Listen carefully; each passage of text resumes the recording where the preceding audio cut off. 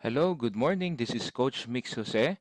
Welcome sa ating closing training. Dito matututunan nyo kung paano nyo i-close ang inyong mga guest. Let's get started. First thing that I want to talk to you about is the most crucial part of the sale, which is closing. Chapter 1. Remember guys, itong closing, this happens at the end of your presentation pagkatapos mong i-explain lahat ng products, ang buong Usana opportunity. This is the time that you say, tara na, let's start. Usually, this is the small bump in the road. Dito ka medyo hindi komportable. Dito medyo kinakabahan yung ibang mga bagong distributors because this is the time that they would know if their guests will join or not. Pero take note, in doing the closing, one needs to be planned well in advance itong closing technique mo, no? And practiced a few times. So, kailangan bago ka mag-close, you have to plan it. Kailangan alam mo kung ano yung gusto ng client mo.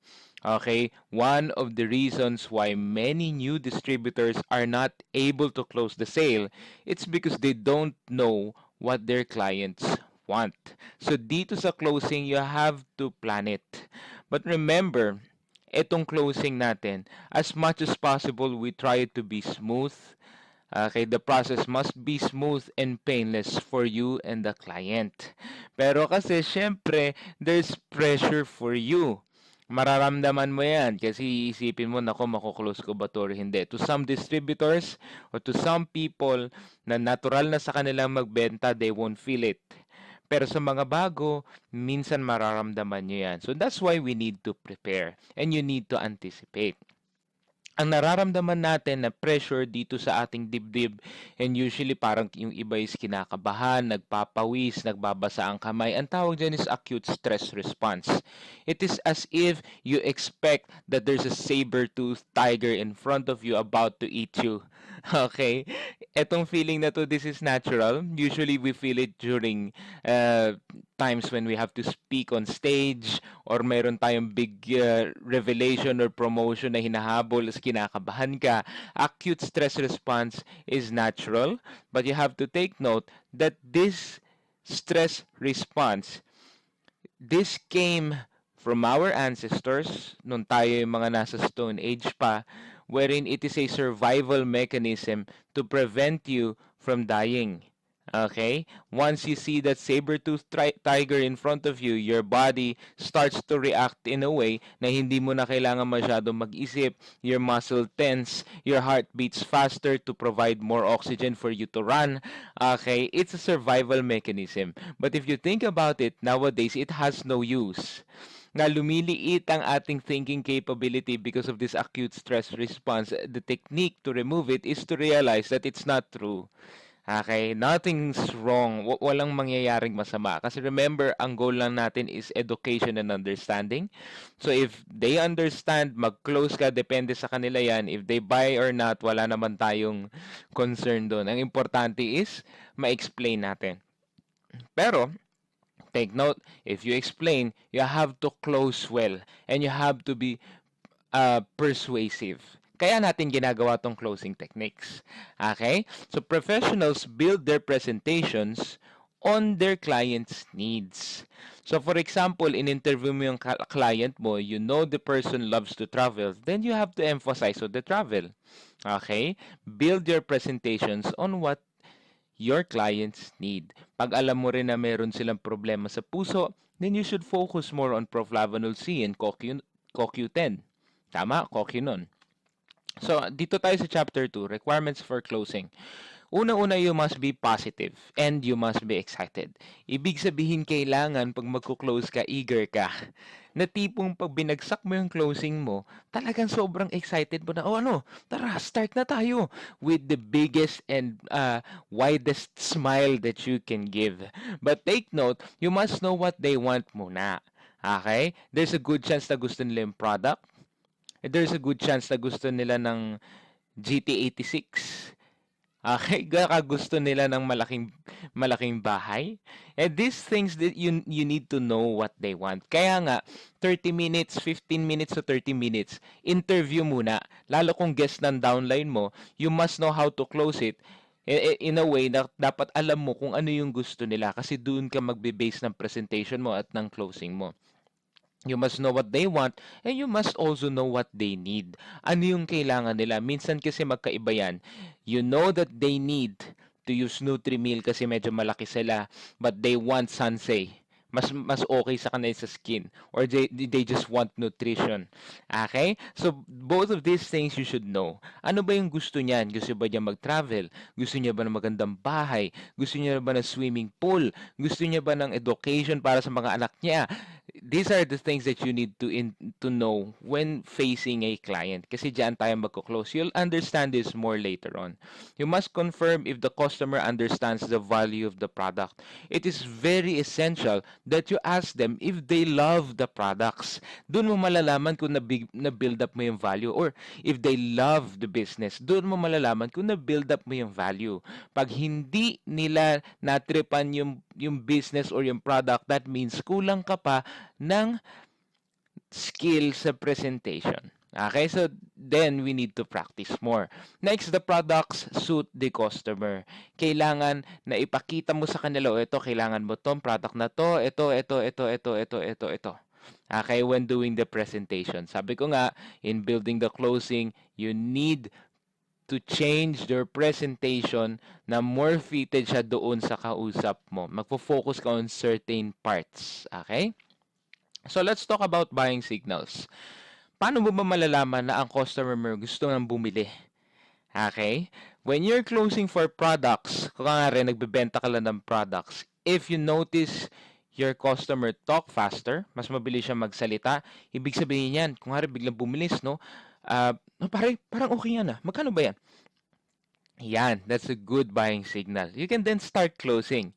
Hindi mo na kailangan actually tapusin ang presentation. If you see these buying signals and they ask you, magkano ba gusto kong mag-join?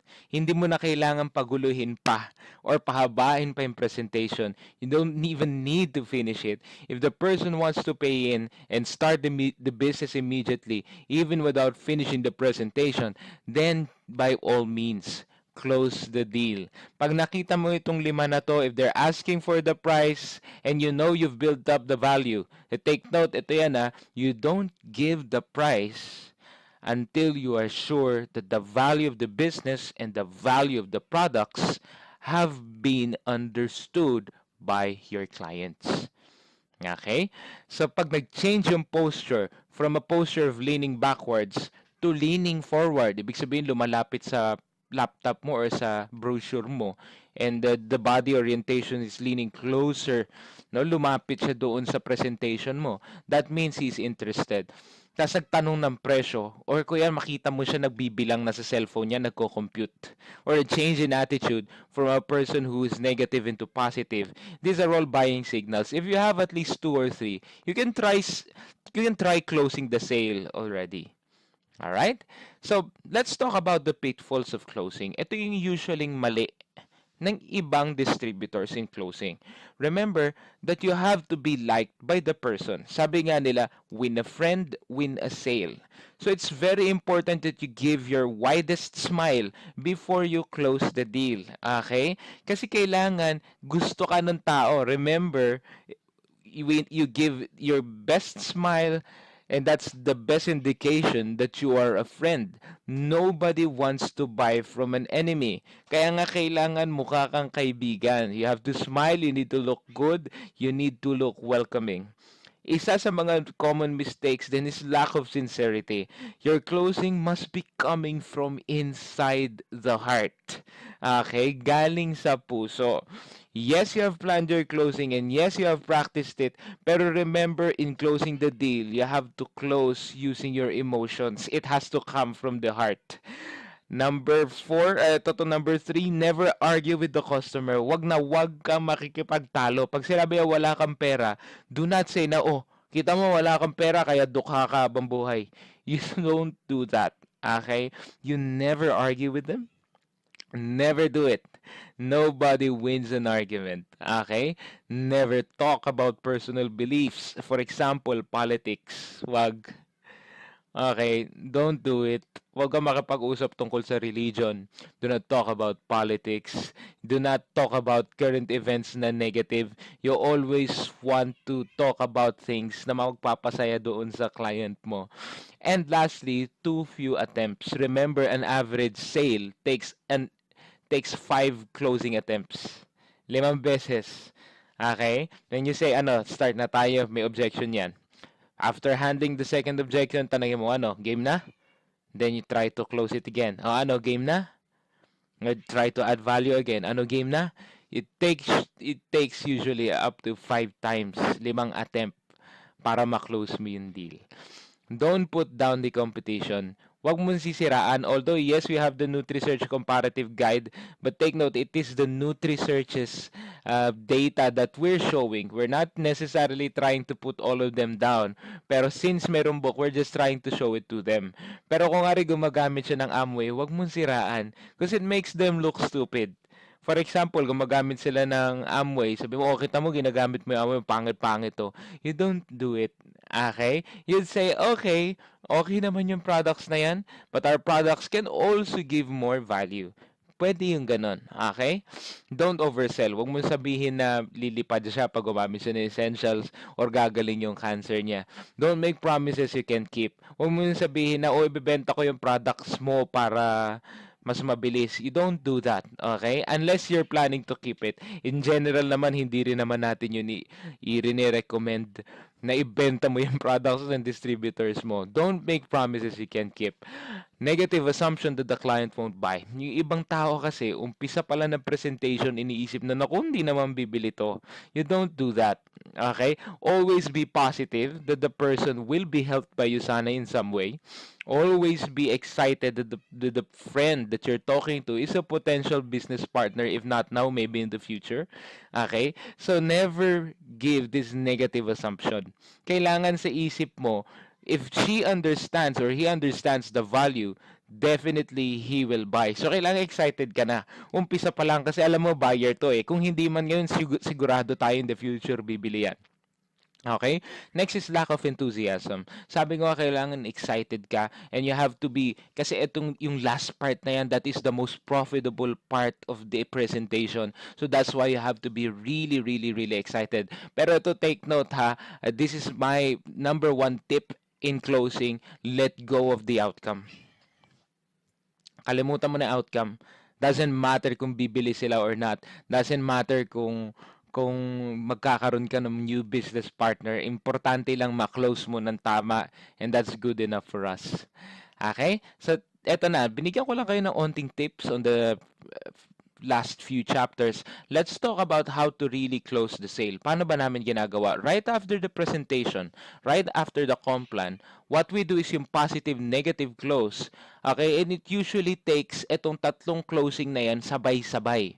And that's why I love this positive, negative approach. Actually, ang tawag dyan is yung Ben Franklin approach. This is one of the most powerful approaches and closing techniques that I've ever done. Sa lahat ng presentation ko, ito lang yung ginagawa namin and sobrang dami naming na-close. Okay? Ascending close and embarrassment close, all put together, ay na yung tinatawag na pros and cons. And usually, ito, I take a piece of paper and I ask them, ganito, I know naiintindihan mo na, but I'm sure you want to think about it. Sige, okay lang, isulat natin sa papel, okay, kung ano yung mga positives and negatives na nakita natin sa iyo sana. Now, your job is to put all the positives, especially kung ano yung gusto ng client mo, isulat mo lahat sa positive. Lahat ng negative na nakikita niya, susulat mo sa kabila. So, this is how it's going to look like, okay? Yan. Lahat ng negative sa kanan, lahat ng positive sa kaliwa. Okay? So before I start into this, definitely pag naglagay ka ng mga bullets dito sa negative, merong mga objections yan. So let's talk about handling objections. Sabi ko nga, you never argue with your client. Never say he is wrong. Just tell them how you see the situation. For example, sinabi niya, wala akong pera. Huwag mo aawayin. Huwag mo sabihin, ako, mali ka. Hindi wala kang pera. It's just, wala ka kasing diskarte. Hindi ganun. Okay? Never say he is wrong. Never argue with him. Use feel, felt, found. Ganito yan. I understand how you feel. Pag for example, sinabi niya, oh, wala akong pera. Sorry, gusto ko sana pero wala akong pera. Sabi mo, I understand what you feel. And I felt the same way. But I found out na mas kailangan pala to para magkaroon ako ng pera. Okay? Also, in handling objections, understand that the client has his own concerns. Okay? Objections will always be there. So, hindi natin maiiwasan na meron silang something na concern na baka sabihin nila wala akong oras. Ganun talaga. If the client does not have any objection, that means he is not interested. Tandaan niyo yan. So, natural yan na meron silang objections. Matuwa ka pag may objections because that means he's thinking of starting it. It's just that meron siyang mga concerns na hindi mo pa nasagot. Okay? So, let's talk about, balik ako dun sa next slide. Let's talk about dito sa yan, dito sa ating list. I start this, kumukuha ko ng papel or nilalagay ko sa laptop ko, I write you sana on top, tapos nilalagay ko lahat ng positives na nakikita ko and the negatives dito sa kanan. Ang pinakaunang takot kasi talaga ng mga distributor, would-be distributor, is unable to sell. Baka hindi nila mabenta. Which is, we all know na kapag meron kang training kayang-kayang ibenta ito. Okay? So, first thing, makikita nyo dito sa mouse ko, itong unable to sell. Sinusulat ko yan. So, unable to sell. And then I always explain to them, para ganito, this is how I do it. Alam mo, nung nag-start ako ng Usana, inisip ko kasi talaga baka mamaya hindi ko mabenta. Kasi unang-unang wala akong skill. Okay? So, hindi ko alam kung paano. So, sinusulat ko, unable to sell. Pero na-realize ko na ang expiry pala nito 2 years. Sa one business center na 24,000, ilang products lang yon, less than 10. Okay, so 10 products, say for example, I use 4 of it. Isa sa akin, isa sa mother ko kasi may high blood, isa sa kapatid ko kasi merong hormonal imbalance, isa sa tatay ko kasi mahilig uminom siya, meron siya problem sa liver. Okay, so I only have 6 products. I always tell them, and I tell my clients, ganito yan coaches, no, sinasabi ko sa kanila na kung ako, no, if I assess myself, aabutin ba akong 2 taon sa 6 na piraso kung meron training? So, I put it here, dito sa kalawa, sinusulat ko training. 5-star gold yung products natin. 15 pesos pa per tablet. May magtuturo pa sa akin, coach. Tapos meron pang Team Extreme na tutulong sa akin to train me in doing all of this. Okay, would it take me 2 years para sa 6 na piraso? So malamang sa malamang hindi. And then I ask the clients, sa tingin nyo, sa inyo, will it take you 2 years sa 6 na piraso? They would usually say no. Para sabihin nila, grabe naman, 2 taon. And then your job, coaches, no, is to write it all down, lahat ng positive. Okay? Sulat nyo lahat tong sinulat ko. Yan. Pero what's important, sabi ko nga, is kailangan alam nyo kung ano yung gusto ng client nyo. Kung kaya nyong bahain yung positive side ng lahat ng gusto niya, ilagay mo dyan. For example, sabihin niya, hirap na ako, ayoko na sa barko. Mag-focus ka sa time freedom. Elaborate mo. Sabihin mo, okay, alam mo, pinaka gusto ko sa iyo sana, the biggest positive, if it works out, you will have all the time that you want. You can spend your time dyan kay Kenneth, yung panganay mo. You spend your time with Leslie, your wife. Diba? So, time freedom ang pinakamaganda sa iyo sana. Kapag naging diamond director ka, luluwag ang oras mo. So, ibig sabihin, isulat nyo lahat ito. Kung kaya nyo kabisaduhin lahat yan, and every closing, isulat nyo lahat. So, for example, itong better house, you need to know and you need to describe this. O, diba, yung gusto mo na 2-story house, you can also ask them kung anong gusto nila. Ilang palapag yung bahay, gaano kaganda yung kotse, at anong model, ano yung itsura ng future, isulat nyo lahat dito sa positive. Okay? Tapos, ang pinaka-crucial, syempre, is after writing all the positive, you need to address all the negatives. So, makikita nyo dito, no time, no experience, no money. Sabihin ko muna sa asawa ko, tatanong ko muna sa kanya. And there are ways to answer all of these. Okay, try ko muna yung products, mahihain ako, hindi ako trip magbenta. So, kung sige, let's make a simulation. Paano pag sinabi niya, Coach Mix, wala akong time. Sorry, I want to do it pero wala akong time. So, how would you answer? Remember, sabi ko nga parating feel, felt, found. Okay? I understand how you feel. I felt the same way. But I found out, nasabi ko nga kahit wala akong oras, kasi syempre babarko ako eh, sinisi ko paano ko isisingit. Pero ayun nga yung point eh. Kailangan kong gawin to para magka-oras ako. At the same time, pwede rin siyang gawing part-time. Okay, ang dami ko nga time manood ng TV, time mag-Facebook, time makinig ng radyo, time na, alam mo yun, pig lunchtime, upo lang nakatunganga. Sa totoo lang, there's always time. And time spent wisely, syempre, na magbibigay sa atin ng lahat ng positives na linista ko dito sa kaliwa. So that's how I usually say it. Okay? O pare, naintindihan ko yung concern mo, wala kang oras. Tama yan. Tama yan kasi lalo sa panahon ngayon, busy tayo, di ba? I understand how you feel. Actually, ganyan din yung naisip ko. Ang problema lang, parehas tayo na naisip. Ang problema lang, I found out na kaya ko pala siya kailangan gawin. At saka pwede naman siyang part-time eh. Can you imagine yourself, di ba, na laging warang oras for 10, 15, 20, 30 years na nagtatrabaho tayo sa paulit-ulit, parating walang oras to do what we really want. Kaya ko nga to ginagawa is just to give more time. Pag sinabi naman no experience, dito tayo sa next. Sabi niya, hindi ko linya, hindi ako marunong.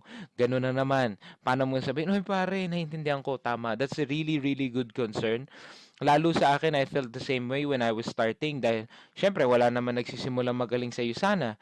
Pero I realized na sabi ko nga, o nga no, kaya ko pala siya kailangang simulan is para gumaling ako. Wala naman nagsisimula ng magaling kagad. Sabi nga, you don't need to be great to start. You need to start to be great.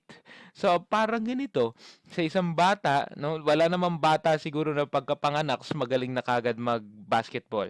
He needs to practice first. Kailangan niya muna mag-dribble and understand how the game works, tapos tsaka siya gagaling. So, para sa akin, hindi ko rin naman linya yung pagbabarko or whatever your profession is. No, hindi naman natin talaga linya yan. Linya lang natin kasi sa tingin natin may pera. So, ganito rin dito.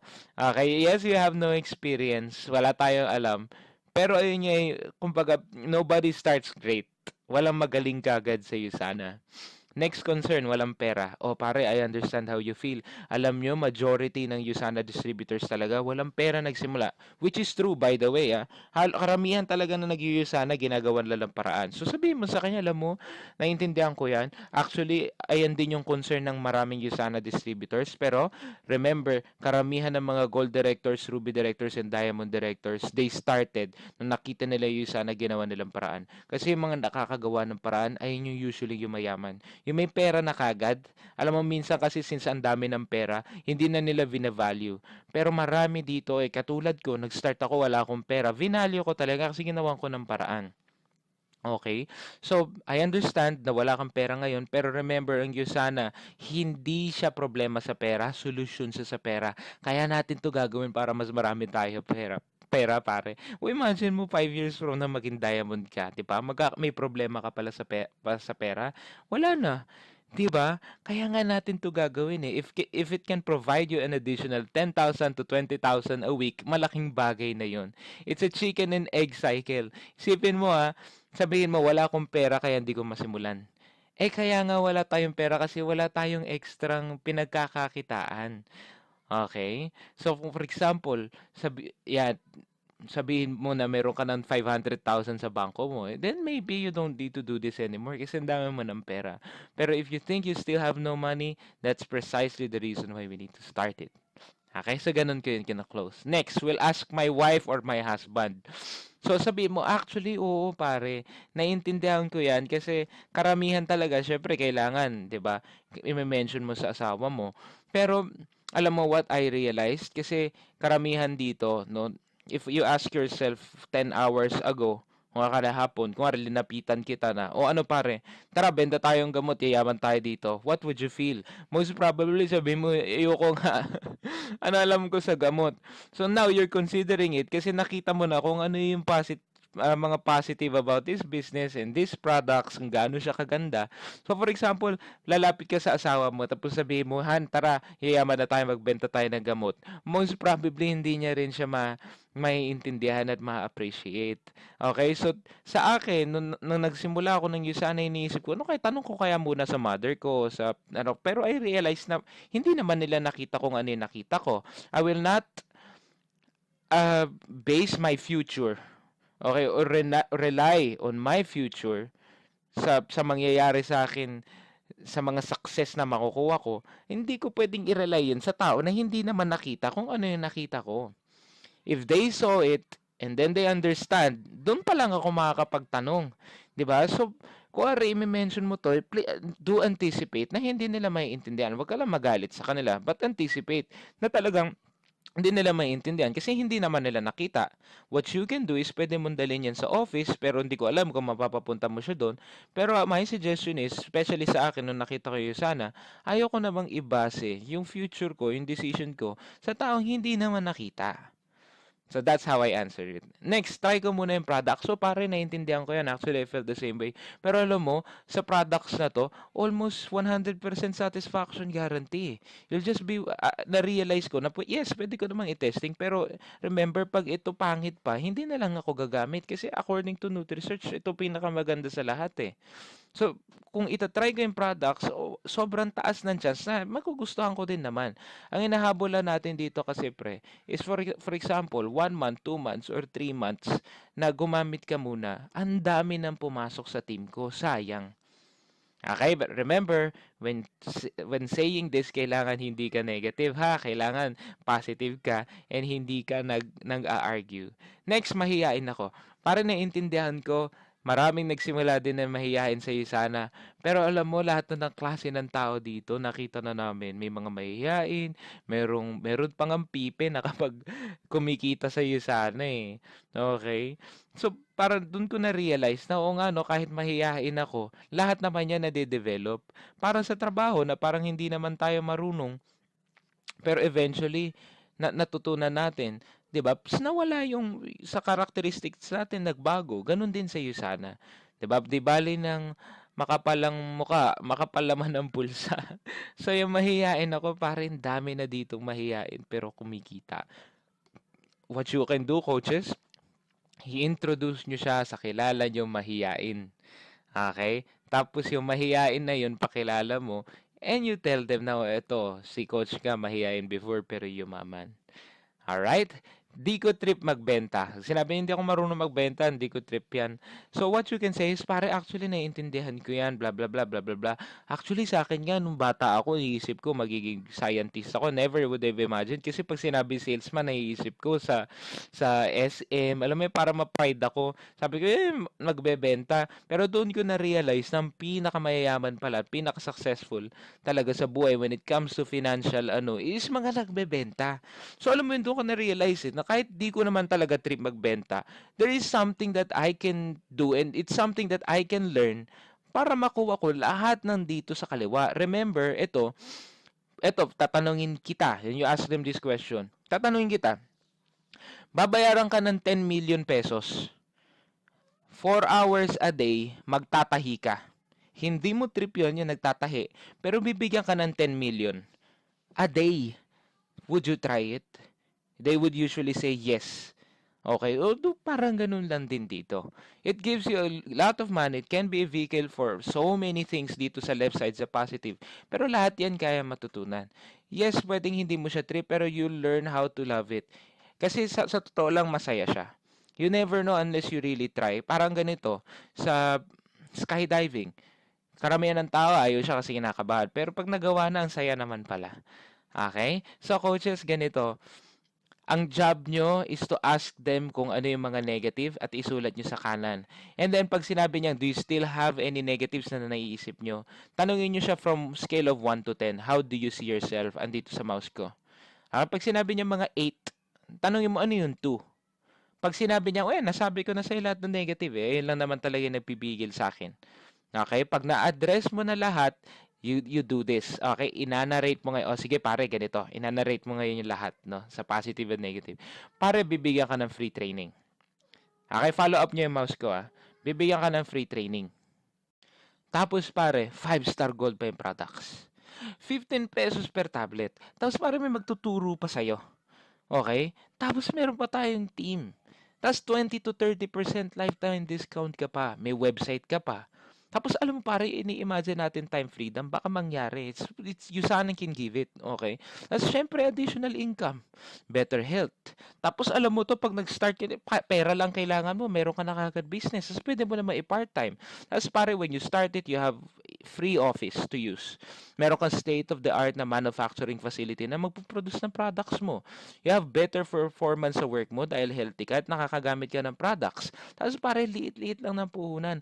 And what if it works out? Pares maging diamond ka. Yung hammer mo, yung sports car mo na pinapangarap mo.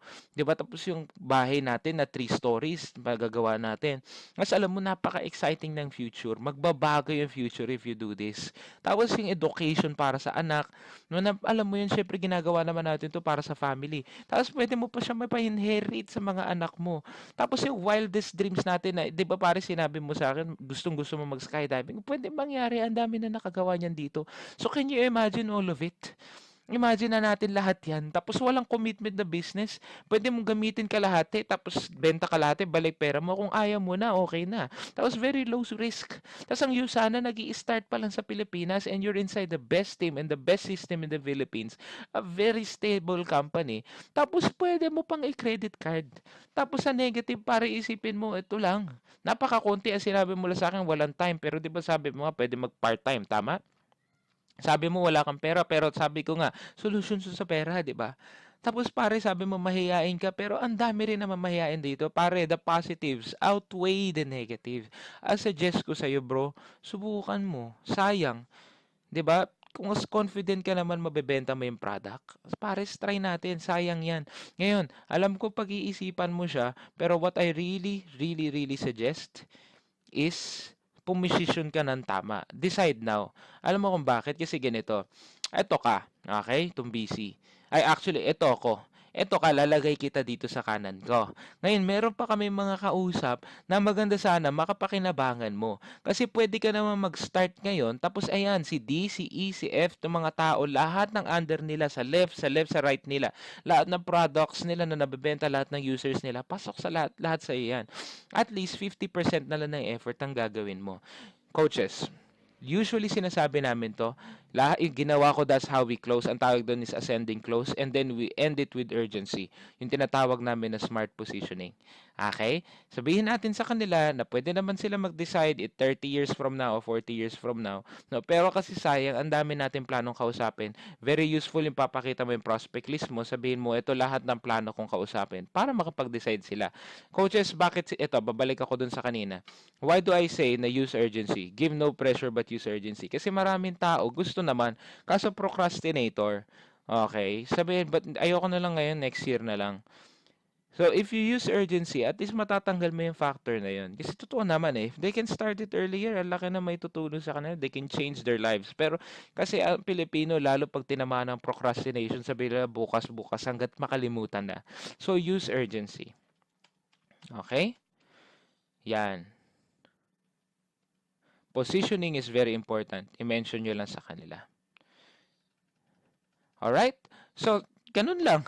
Kumuha ka papel, isulat mo lahat yan. Bawat sulat ng bullet, pag sinabi natin, sinabi mo website, online, isulat mo, explain mo. Tapos pa-imagine mo sa kanya na, kita mo may website ka na. Bawat bullet, i-explain mo sa kanila at papa-imagine mo. Okay? Tapos kailangan ma-address mo lahat ng negative. Tapos, lagi mo lang sabihin, pare, start na tayo?